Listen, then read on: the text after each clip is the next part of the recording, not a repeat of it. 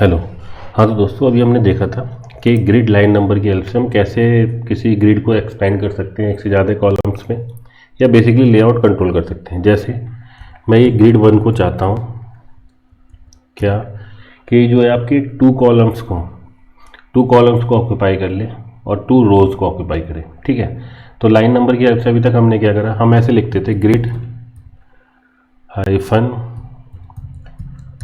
Column hyphen start. कहाँ से start हो? लाइन नंबर 1 से। ठीक है, इसको अगर मैं देखता हूँ मोजिला के अंदर, तो मैं 1 से चाहता हूँ मैं 3 कॉलम तक स्पेस ऑक्यूपाई कर लें कि जहाँ पर थर्ड कॉलम स्टार्ट है। ठीक है, 2 कॉलम मुझे चाहिए इसके लिए, तो मैं देता हूँ यहाँ से फर्स्ट कॉलम से स्टार्ट हो लाइन नंबर 1 से और 3 तक एक्सपेंड करें। ठीक है, तो अभी तक हम लिखते थे ग्रिड कॉलम स्टार्ट, फिर हम बताते थे ग्रिड कॉलम एंड।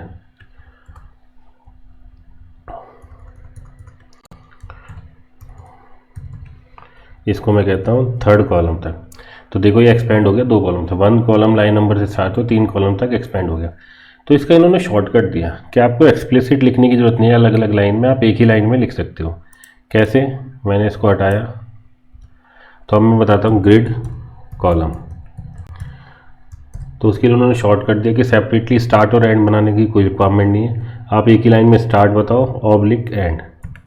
तो ये ग्रिड कॉलम 1 लाइन नंबर 1 से स्टार्ट होगा, लाइन नंबर वो कॉलम नंबर 3 तक एक्सपेंड हो जाएगा। तो 2 कॉलम इनने एक्सपेंड कर लिए।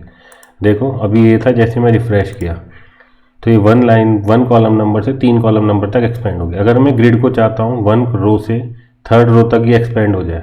ठीक है, तो इसके लिए भी शॉर्टकट क्या दिया उन्होंने, ग्रिड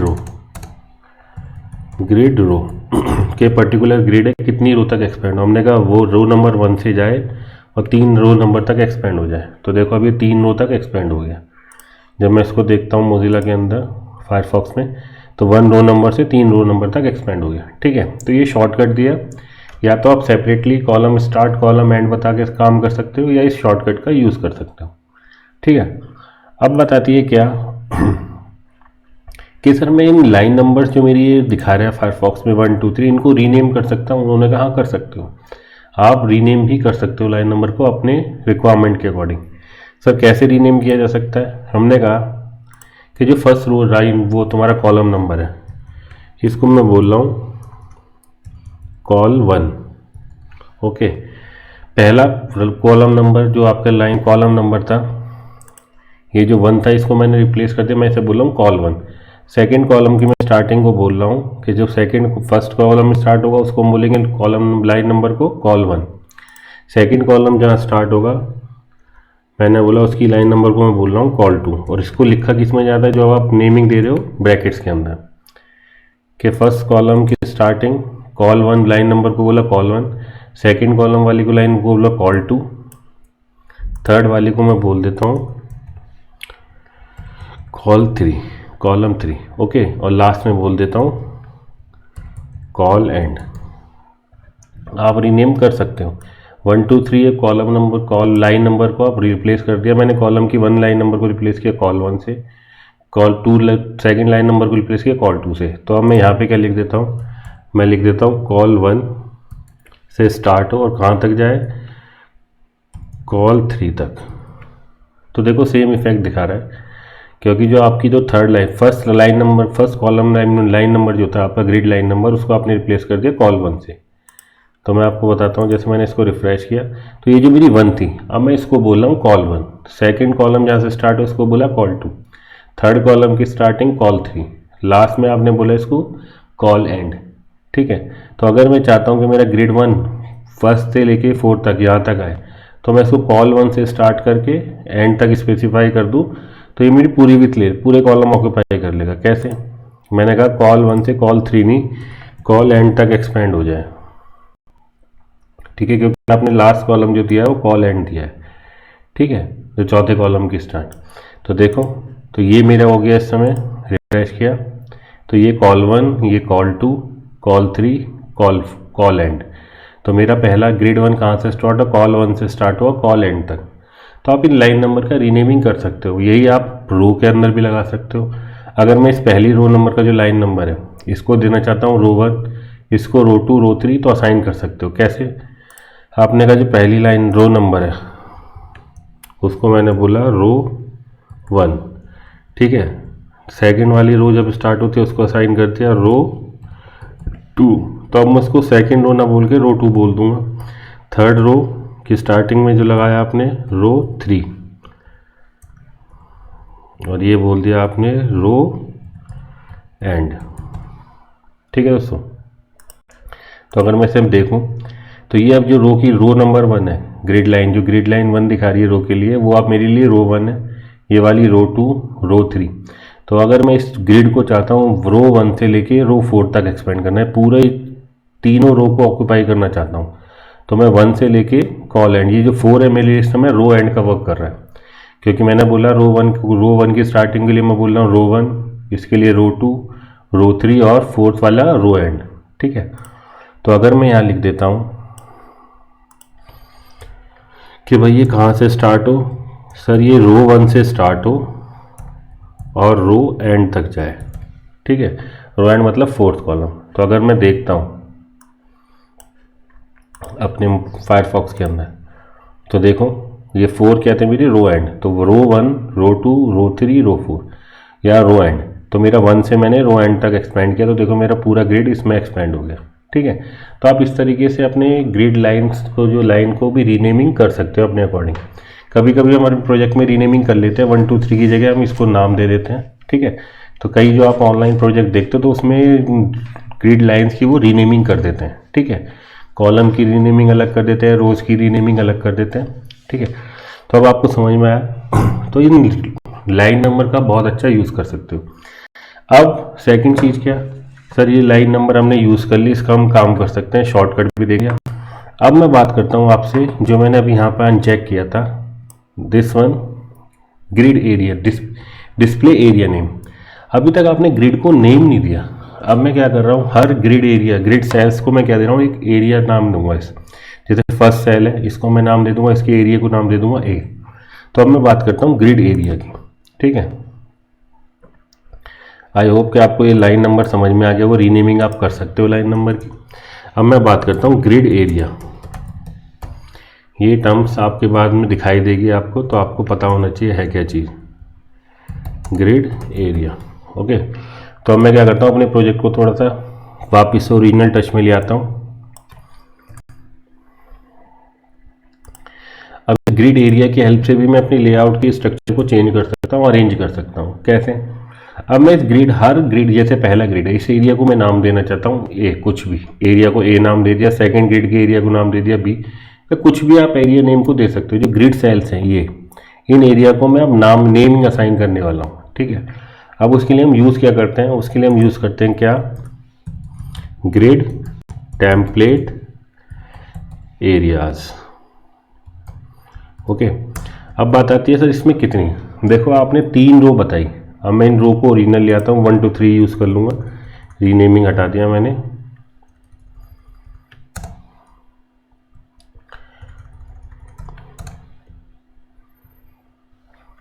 ठीक है, तो मैं 1 2 3 की हेल्प से काम कर लेंगे।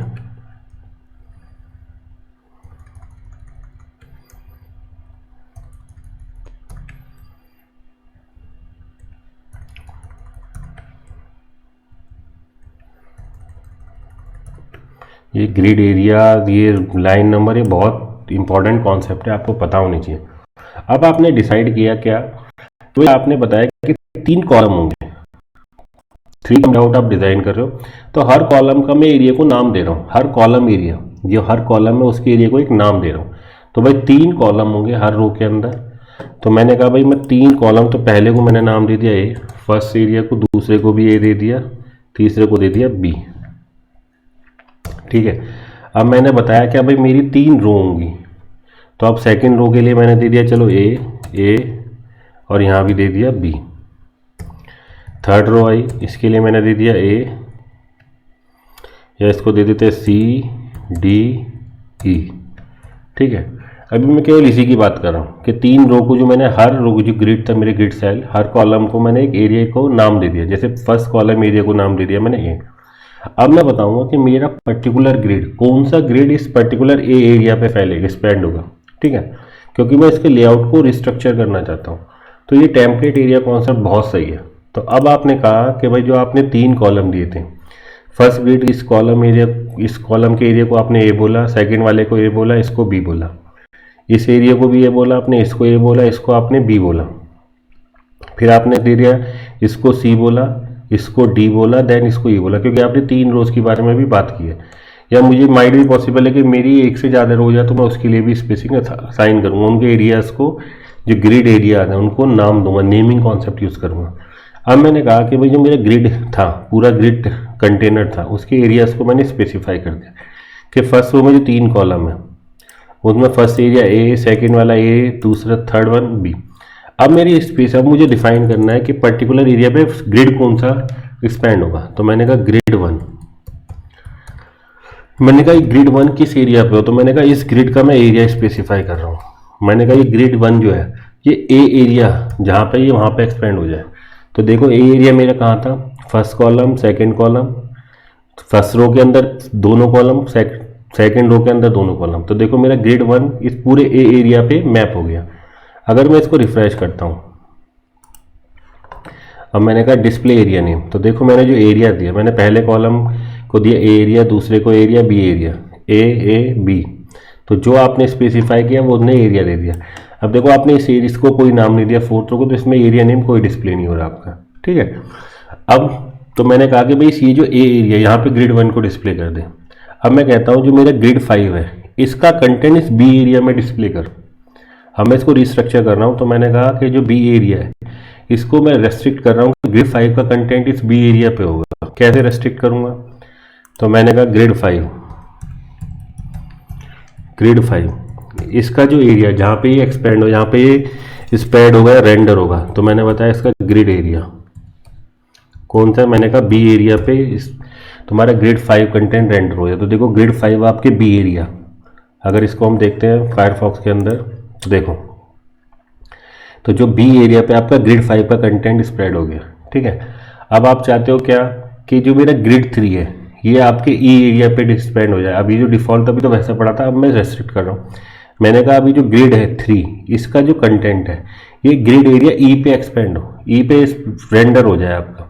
तो आपने कहा चलो ठीक करते हैं, हम करते हैं इसको। कहा हमने कहा जो ग्रिड 3 है, ग्रिड 3 वो किस ग्रिड एरिया पे अपना कंटेंट स्प्रेड करे। तो हमने कहा ग्रिड 3 को आप एक्सपेंड कर दो। कहाँ पे एक्सपेंड करना चाहते हो आप, ई पे, ठीक है। तो हमने कहा ग्रिड 3 के कंटेंट को स्प्रेड करो ई एरिया पे। तो देखो ग्रिड 3 आप ई एरिया पे आ गया। तो इसी समय ये जो आपके विजुअलाइजेशन का टूल है फायरफॉक्स का बहुत काम देता है। इसके हेल्प से आप अच्छे अच्छे लेआउट डिज़ाइन कर सकते हो, जहाँ चाहो आप वहाँ अरेंज कर सकते हो अपनी ग्रिड सेल को पर्टिकुलर। आपको तो बस स्पेसिफाई करना है एरियाज़ को। अभी आपने इन 3 रोज के एरिया स्पेसिफाई किए थे, अब मैं चलो इस चौथी रो के लिए भी एक एरिया बता देता हूँ। लेकिन कितने एरियाज आपको हर रो में स्पेसिफाई करने हैं वो डिपेंड करेगा आपके कितने कॉलम लेआउट है। अभी मैं 3 कॉलम लेआउट के लिए डिज़ाइन कर रहा था, तो मैं 3 हर रो के लिए 3 एरियाज नेम स्पेसिफाई करें, ठीक है। अब मैं चौथी रो के लिए एरिया स्पेसिफाई कर देता हूँ। मैं कह देता हूँ चौथी रो में सी एरिया, डी एरिया और चलो ई एरिया। फिफ्थ रो भी ले लेते हैं, चलो एक एफ, जी और एच, ओके। अब मेरा काम क्या है, देखो अब मैं इसको एक्सपेंड करता हूँ, तो देखो ग्रिड एरियाज़ के नाम आ जाएंगे। जो अभी तक नाम नहीं आ रहे थे वो नाम आ जाएंगे। अभी आपकी 3 ही रो, तो सी, डी, ई, एफ, जी, एच वैसे नहीं, कोई साइज नहीं आ रहा इसका। तो अभी चलो इसको हटा देते हैं, ठीक, क्योंकि आपका कंटेंट केवल इसी चौथी रो तक फैला हुआ था। चौथी रोज के एरिया आपको दिखाई दे रहे हैं सी, डी, ई। देखो चौथी रो में आपके क्या एरिया दिखाई दे रहे हैं, सी, डी, ई। अब मेरा हेडेक है, मैं चाहता हूँ क्या कि जो मेरा ग्रिड 2 है वो पूरे सी एरिया पे फैल जाए। जिस ग्रिड सेल का नेम आपने एरिया नेम सी दिया, वहाँ पे ग्रिड 2 का कंटेंट मैं एक्सपेंड करना चाहता हूँ, ठीक है। तो हमने क्या लिखा भाई, हमने कहा डॉट ग्रिड 2, ये पर्टिकुलर ग्रिड 2 के लिए आपने लिया है क्लास। मैंने कहा इसका ग्रिड एरिया, ये बेसिकली कहाँ बताएगा कि ग्रिड 2 का कंटेंट कौन सी एरिया पे एक्सपेंड हो। तो हमने कहा हम किस में चाहते हैं, सी एरिया पे चाहते हैं एक्सपेंड करना ग्रिड 2 का पूरा कंटेंट। हमने कहा सी एरिया पे एक्सपेंड हो जाए। तो देखो ग्रिड 2 आपका पूरे सी एरिया पे एक्सपेंड हो गया। जिस ग्रिड सेल का एरिया सी है उस पर पूरे पे ग्रिड 2 का कंटेंट एक्सपेंड हो गया।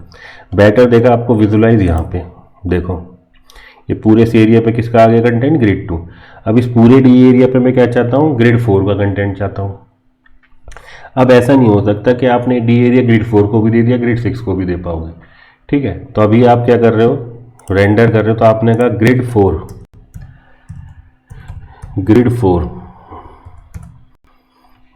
ग्रिड एरिया कि मैं किस एरिया पे इस ग्रिड 4 को रेंडर करना चाहता हूँ।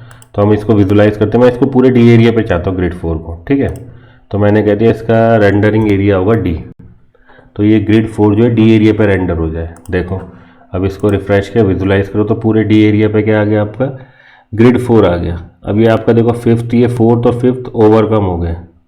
अब इसके साइज़ को हम थोड़ा सा एक्सटेंड कर देते हैं, क्योंकि मैंने हाइट नहीं ले रखी, इसकी हाइट बढ़ा देते हैं। ठीक है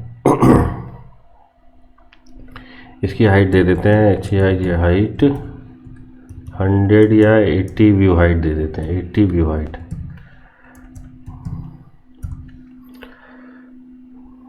ठीक है, तो ये स्ट्रेचिंग आ गई आपकी।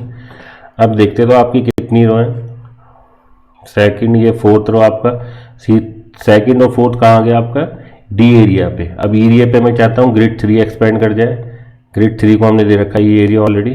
ठीक है, अब ग्रिड सी, ये जो 6 बचा है, इसका एरिया आपने कुछ एक्सपेंड नहीं किया, कुछ नहीं कहा, तो मैं इसको दे देता हूँ एफ और जी। ठीक है, तीसरा भी एरिया बता दिया। तो मैंने कहा मेरा ग्रिड 6, इसको मैं कहता हूँ किस एरिया पे आ जाए, ये आ जाए grid area control C control V, D की जगह कर देता हूँ एफ। ठीक है, तो ग्रिड सी एफ एरिया पे आपका एक्सपेंड हो जाए। ठीक है, तो अब इसको रिफ्रेश करते हैं, देखो तो ग्रिड 2 का कंटेंट किस पर एरिया हो गया, सी एरिया पे रेंडर हो गया, ग्रिड 4 का डी एरिया पे, ग्रिड 3 ई एरिया पे, ग्रिड 6 एफ एरिया पे, ग्रिड 7 को मैं कर देता हूँ, चलो एच, जी दे रखा है ना लास्ट, तो इसको कॉपी किया, इसको कर दिया जी, और किसका कंटेंट, ग्रिड 7 का। ठीक है, तो आपका बहुत तरीके से आप इसको ग्रिड एरिया की हेल्प से आप इजीली लेआउट डिज़ाइन कर सकते हो। विजुलाइज करना है तो आपके पास ये फायरफॉक्स का टूल है, आराम से इस पर वर्क करो। ठीक है, इजीली आप इस पर काम कर सकते हो, तो विजुलाइज कर सकते हो, तो आपको पता है कि भाई कैसे आपका ये रेंडर हो रहा है, कि कैसे आप इसको एक grid template areas, grid areas की हेल्प से आप रेंडर कर सकते हो अपने पर्टिकुलर ग्रिड के कंटेंट को। ठीक है, तो हम यूज़ किया, तो हमने पहले ग्रिड टेम्पलेट एरिया बताया कि जो मेरे ग्रिड कंटेनर में जो ग्रिड सेल्स है, जितने ग्रिड सेल्स है उनको एरियाज़ को नाम दे दिया मैंने। तो देखो आपने हर एरिया को नाम दिया, पहले एरिया दिए ए। अब इस ए एरिया पे क्या कंटेंट, आपने कहा ग्रिड 1, तो वो कैसे बताया, आपने कहा यहाँ पे कि ग्रिड 1 का कंटेंट किस ग्रिड एरिया पे होगा, ए एरिया पे, तो ग्रिड एरिया जो भी ए है उस पर आपका ग्रिड 1 का कंटेंट। अब ये एक बात याद रखनी है कि ग्रिड एरिया ए ये कंटिन्यू होगा, ये नहीं है कि आपने पहली रो में ए दे दिया और लास्ट में ए दे दिया। ठीक है, अगर मैं यहाँ पे देखो लिखने की कोशिश करता हूँ, मैंने लिख दिया ए, देखो मेरा पूरा का पूरा जो स्ट्रक्चर है वो कोलैप्स हो गया। क्यों, क्योंकि जो आप ग्रिड एरिया दे रहे हो वो कंटिन्यू होना चाहिए, ये नहीं है कि आपने ऊपर एरिया फिर नीचे आके दे दिया, क्योंकि ग्रिड आपका जो कंटेंट है वो कंटिन्यू उस पर कॉलम से कंटिन्यू सेल्स पे स्प्रेड हो सकता है पर्टिकुलर। ठीक है, तो इसीलिए जैसे आपने दिया तो ए कंटिन्यू दे दिया मैंने, अगर मैं चाहता हूँ कि बी भी मैंने दे दिया, देन ई, आपको कुछ भी दे सकते हो आप, लेकिन कंटिन्यू, ये नहीं है कि आपने ए यहाँ दिया, ए दिया फिर यहाँ पे भी ए दे दिया, तो ये आपकी प्रॉब्लम क्रिएट कर देगा, पूरे स्ट्रक्चर को कोलैप्स कर देगा। ठीक है, देखो अभी थोड़ा बहुत ही ग्रिड एरिया आपको लग रहा है कि यार बड़ा कंफ्यूजिंग है, बट जब मैं इसके साथ एक प्रोजेक्ट बनाऊंगा तो आपको क्लियर हो जाएगा कि ग्रिड टेम्पलेट एरिया क्या मतलब, कि पर्टिकुलर ग्रिड सेल जो आपका है, ग्रिड कंटेनर के जो अंदर आपकी ग्रिड सेल्स है, जो एलिमेंट्स हैं, आप उनको प्लेस कैसे करोगे। ठीक है, कैसे लिंक करते हो कि पर्टिकुलर ग्रिड इस ग्रिड एरिया पे मैप हो जाए, कि इस पर्टिकुलर ग्रिड का कंटेंट इस ग्रिड एरिया पे प्लेस हो जाए। ठीक है, तो अभी आपको थोड़ा टिपिकल लग रहा है, बट जैसे मैं इसके साथ प्रोजेक्ट बनाऊंगा आपको बिल्कुल क्रिस्टल क्लियर हो जाएगा। बट याद रखना कि फायरफॉक्स का ये विजुलाइज करने का टूल बहुत बेटर है। आप जब भी बात करते हो, जब भी हम कुछ काम करते हैं तो हमें इस टूल्स पे वर्क करना पड़ेगा। डेव टूल्स को सीखना में बहुत रिक्वायर्ड है। ठीक है, तो चलो सर ये ग्रिड एरियाज ख़त्म हुआ। अब हम बात करते हैं क्या कि सर ग्रिड टेम्पलेट एरिया पढ़ लिया, अब हम बात करते हैं नई नेक्स्ट प्रॉपर्टी ऑर्डर। जैसे फ्लेक्स आइटम के अंदर ऑर्डर थी, यहाँ पे भी आप ऑर्डरिंग कर सकते हो। कैसे, अब मैं क्या कर देता हूँ, मैं सिंपल से अपने लेआउट पे आ जाता हूँ, अब इसको डिलीट कर देता हूँ सबको। अब मुझे टेम्पलेट एरिया का कॉन्सेप्ट मैंने बताया, अब मुझे इसकी कोई रिक्वायरमेंट नहीं, इसको रिमूव किया। ठीक है, तो मैंने कहा जो बाय डिफ़ॉल्ट ऑर्डरिंग है कि जो एलिमेंट ग्रिड सेल्स ही प्लेस होंगे ग्रिड कंटेनर के अंदर। बाय डिफ़ॉल्ट जो सारे ग्रिड सेल्स हैं, ये ग्रिड्स जो आपके बने हुए एलिमेंट्स, इनको सबको डिफ़ॉल्ट वैल्यू ऑर्डर की, सबकी ऑर्डर की डिफ़ॉल्ट वैल्यू होती है 0। तो मैंने कहा अब डिस्कस करते हैं order property. Next CSS property हमारी है ऑर्डर, जो बताती है ordering of a grid cells. By default सारे ग्रिड सेल्स की डिफ़ॉल्ट वैल्यू क्या होती है, ऑर्डर की डिफ़ॉल्ट वैल्यू होती है 0। बाय डिफ़ॉल्ट एवरी ग्रिड, देखो कंफ्यूज मत होना, ग्रिड एलिमेंट्स और ग्रिड सेल, मैं दोनों को इंटरचेंजली यूज़ कर लेता हूँ। ग्रिड एलिमेंट और grid cell has default value 0। सबकी बाई डिफ़ॉल्ट वैल्यू क्या होती है, 0 होती है। ठीक है, ये डिसाइड करती है वैल्यू कि आपका जो ग्रिड सेल है प्लेस कैसे होगा। जैसे जैसे ग्रिड ऑर्डर की वैल्यू बढ़ती जाएगी, उसकी पोजीशन लास्ट में शिफ्ट होती चली जाएगी। कैसे, अभी सबकी ग्रिड 0 तो सबसे पहले आपने ग्रिड 1 को प्लेस कर दिया, दूसरा भी 0 तो उसके पीछे आप प्लेस करते चले गए। अब मैं क्या करता हूँ, मैं इसकी ऑर्डर वैल्यू चेंज कर देता हूँ। मैंने कहा जितनी बड़ी ऑर्डर वैल्यू होगी वो उतना ही लास्ट में प्लेस होता चला जाएगा एलिमेंट। तो हमने कहा ग्रिड 1, ये जो ग्रिड 1 की स्पेसिफिक क्लास है, इसकी हेल्प से हमने इसको वैल्यू असाइन करी। हमने कहा इसका ऑर्डर कर दो 4। तो जैसे आपने 4 किया, सबसे बड़ी वैल्यू हो गई ग्रिड की, तो देखो फुल से लास्ट में शिफ्ट हो गया। ठीक है, अब मैं चाहता हूँ ग्रिड 3, अभी इसकी सबकी डिफ़ॉल्ट वैल्यू ऑर्डर की क्या है, 0 हर सेल की। अब मैंने कहा चलो ग्रिड 3 को इसके पीछे लगा देते हैं, उसकी वैल्यू थोड़ी और बढ़ा देते हैं। हमने कहा ग्रिड 3, इसको मैं चाहता हूँ कि ग्रिड 1 के बाद में प्लेस हो नेक्स्ट में, तो हमने कहा इसकी ऑर्डर वैल्यू बढ़ा दो। मैंने कहा इसका ऑर्डर 6, तो देखो तो ग्रिड 3 अब लास्ट में प्लेस हो गया, ग्रिड 1 उसके बाद ग्रिड 3, क्योंकि जैसे जैसे ऑर्डर की वैल्यू बढ़ाते जाओगे वो सबसे लास्ट में प्लेस होते चले जाएंगे। ठीक है, अब मैं इस ग्रिड 6 को सबसे फर्स्ट पोजीशन पे चाहता हूँ। मुझे पता है कि ग्रिड 2 की ऑर्डर वैल्यू क्या 0, तो ग्रिड 6 की इससे 0 से कम कर दो, तो अपने आप ही फर्स्ट पोजीशन पे पहुँच जाएगा। आपने कहा ग्रिड 6, इसकी जो ग्रिड 6 की जो ग्रिड सेल की जो स्पेसिफिक क्लास है ग्रिड 6 की, देख लो ग्रिड 6 की स्पेसिफिक क्लास क्या है, ग्रिड 6 की है। ग्रिड बाय डिफ़ॉल्ट सबकी कॉमन है, जो कॉमन स्ट्रक्चरिंग के लिए साइज बताने के लिए ग्रिड सेल का। इस पर्टिकुलर ग्रिड 6 की स्पेसिफिक क्लास क्या है, ग्रिड 6, ग्रिड -6। तो मैंने इसके अंदर ऑर्डर वैल्यू स्पेसिफाई कर दी। मैंने कहा इसका ऑर्डर, इसकी ऑर्डर वैल्यू कर दो -1। जैसे आपने छोटी करी तो ग्रिड 6 सबसे पहली पोजीशन पे पहुंच गया।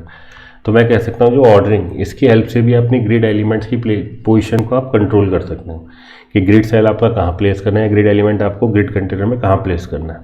तो ये ऑर्डर प्रॉपर्टी का आप यूज़ कर सकते हो आराम से ईजिली इसको। अब आती है क्या कि सर मेरी कभी कभी क्वेश्चन आती है कि सर ऑर्डर प्रॉपर्टी मुझे समझ में आई कि मैं जो अपने ग्रिड सेल्स है उनकी पोजीशन को कंट्रोल कर सकता हूँ बाय यूजिंग ऑर्डर वैल्यू, कि इसको पहले प्लेस करना है, इसको बाद में प्लेस करना है, इस ईजिली कंट्रोल किया जा सकता है ऑर्डर से। ठीक है, अब बात आती है क्या कि सर मैं एक फंक्शन यूज़ करूँगा रिपीट फंक्शन, अभी दिखाऊंगा रिपीट फंक्शन।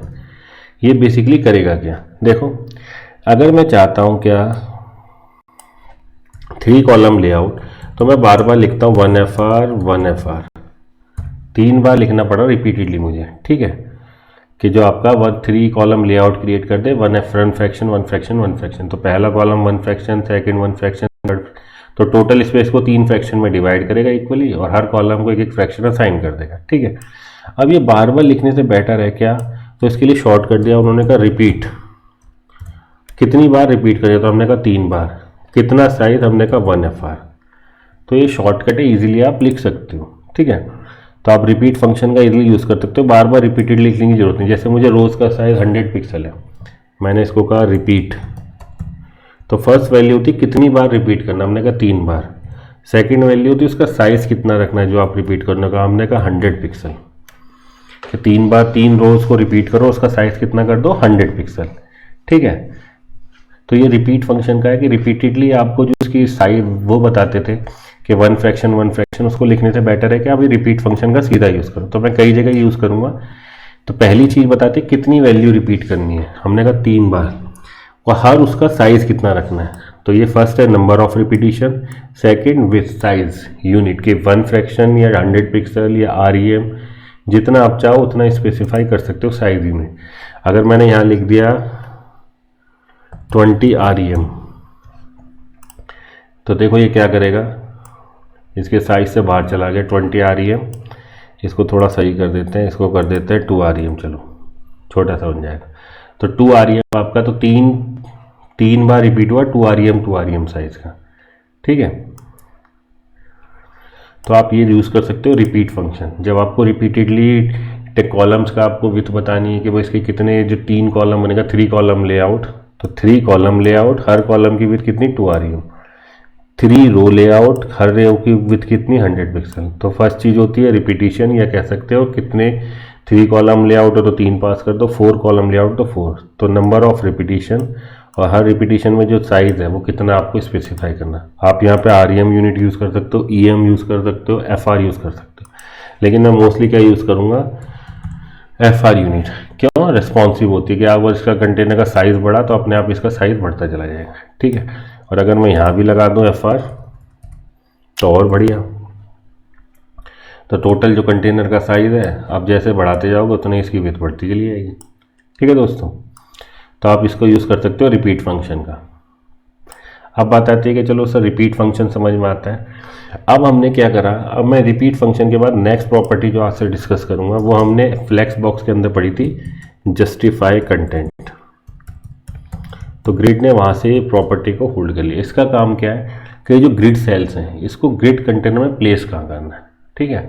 तो जस्टिफाई कंटेंट करता है कि जो आपकी ग्रिड सेल्स है इसको ग्रिड कंटेनर में हॉरिजॉन्टली कहाँ प्लेस करें, हॉरिजॉन्टल डायरेक्शन में। तो मैं लिखता हूँ यूज्ड टू प्लेस, एक तो ये ऊपर चला जाता है बार बार, used to place grid items और grid cells inside container in horizontal direction. Okay दोस्तों, तो ये जस्टिफाई कंटेंट यूज़ करता है कि ग्रिड सेल से ग्रिड कंटेनर को हॉरिजॉन्टली कहाँ प्लेस करें। अब मुझे इसका इफेक्ट देखना है, तो मैं FR दूंगा तो कुछ नहीं, FR तो भाई पूरा ले लेगा कंटेनर की विड्थ, तो ये मुझे दिखेगा नहीं। तो इसलिए मैंने FR की जगह क्या कर दिया, इसको मैंने कर दिया 100 पिक्सल, ठीक है। इसको भी क्या कर दिया 100 पिक्सल। ईजिली मैं इसको अब एनालाइज कर सकता हूँ। अब मैंने इसके साइज़ को बढ़ा दिया। तो मैंने कहा कि जस्टिफाई कंटेंट, इसका काम क्या है कि जो ग्रिड सेल्स हैं इसको इस कंटेनर में प्लेस का करना, हॉरिजॉन्टल डायरेक्शन में कंट्रोल करेगा। आपने कहा भाई बाय डिफ़ॉल्ट जो ग्रिड जस्टिफाई कंटेंट इसकी वैल्यू तो बाय डिफ़ॉल्ट फ्लेक्स स्टार्ट। तो मैंने अगर लिखा जस्टिफाई कंटेंट फ्लेक्स स्टार्ट, तो देखो कोई फ़र्क नहीं पड़ेगा। स्टार्टिंग में बाय डिफ़ॉल्ट जस्टिफाई कंटेंट की वैल्यू थी फ्लेक्स स्टार्ट, मतलब ग्रिड जो कंटेनर उसकी स्टार्टिंग में इसको प्लेस कर दी। अगर एंड में प्लेस कराना है आपको, ग्रिड कंटेनर के हॉरिजॉन्टल की बात कर रहे हैं, तो हमने कहा चलो आप यूज़ कर सकते हो फ्लेक्स एंड, कि भाई जो आपके जो एलिमेंट्स है जो ग्रिड सेल्स हैं इनको एंड में प्लेस कर दे। हॉरिजॉन्टली बात कर रहा है, ये कोई वर्टिकली नहीं कह रहा है, ये केवल क्या कर रहा है, हॉरिजॉन्टली बात कर रहा है, ठीक है। अब ये तीसरा जो छठा ग्रिड 3 है थोड़ा सा अजीब सा लग रहा है, मैं इसको रिमूव कर देता हूँ,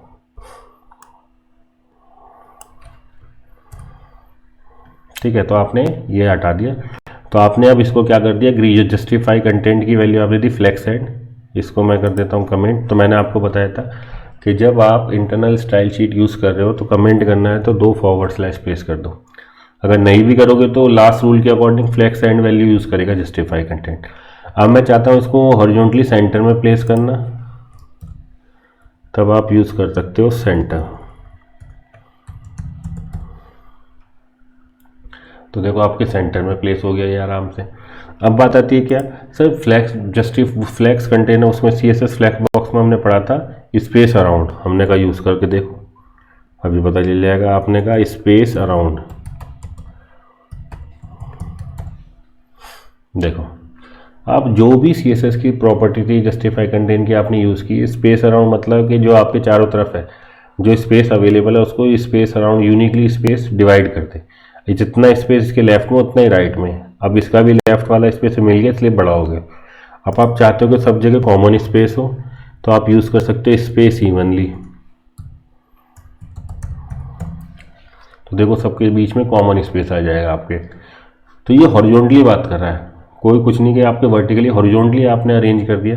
अब आपने कहा स्पेस बिटवीन, तो हमने कहा स्पेस बिटवीन, तो फर्स्ट क्या होगा, सबसे फ्लेक्स के स्टार्ट में ये जो कॉलम्स होंगे फ्लेक्स स्टार्ट में हो जाएंगे और ये लास्ट वाले फ्लेक्स एंड में बिल्कुल मैच हो जाएंगे, मैक्सिमम डिस्टेंस क्रिएट हो जाएगा।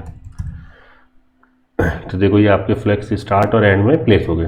तो आप इस तरीके से जस्टिफाई कंटेंट के थ्रू आप ग्रिड कंटेनर के अंदर ये ग्रिड आइटम या ग्रिड सेल्स हैं उनकी पोजीशन को कंट्रोल कर सकते हो हॉरिजॉन्टली। जस्टिफाई कंटेंट वर्क करता है हॉरिजॉन्टली। अब सर मुझे वर्टिकली इन चीज़ों को देखना है, तब